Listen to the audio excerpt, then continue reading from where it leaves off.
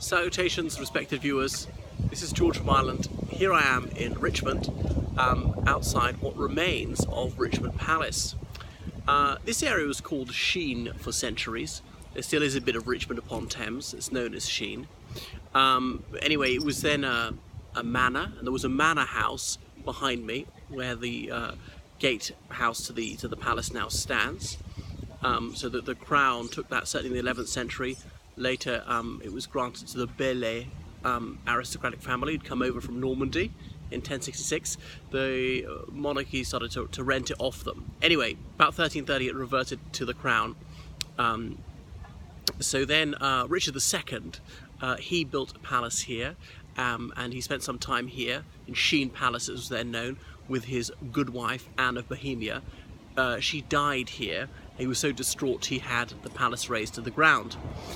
In August 1485, Henry VII became king.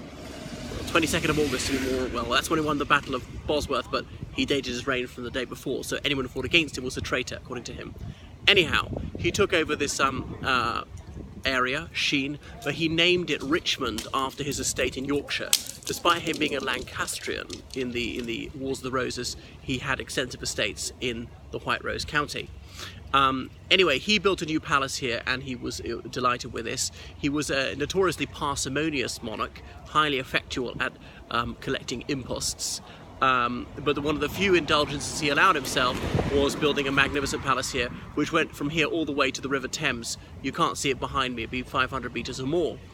And indeed it was here that he was called to his reward in May 1509. So Henry VIII used it quite a bit. When he annulled his marriage to Anne of Cleves, the Flanders mare, he let her live here. Anyway, after her death, it later reverted to his son, to Henry VIII's son, King Edward VI. Now then, Edward VI's half-sister, Elizabeth I, she was very fond of Richmond Palace.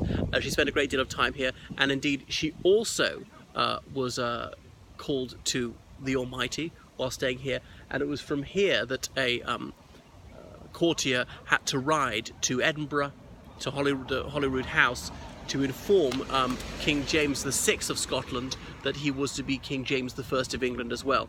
Took 4 days to ride that March of 1603. That was going hell for leather, I suppose, but possibly changing horses. Presumably he must have slept on the way. Nobody can ride 4 days non-stop. So that's that. Then in the English Civil War, it was seized by the parliamentarians, and the land was sold off because this came with extensive farmland, and much of the palace was demolished. A little bit remains, and there are various things like a tilt yard or whatever they're named around here when it was a royal palace.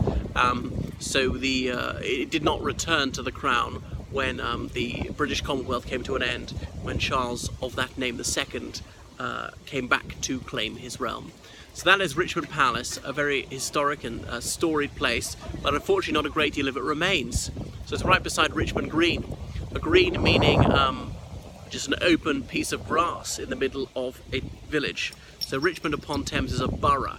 Borough could mean a town, but from about 1880 it was considered part of London. So we're just south of the River Thames, what was historically Surrey, but now it's part of Greater London. So well worth having a look around, but these are all private houses now, so you can't go inside, I'm afraid.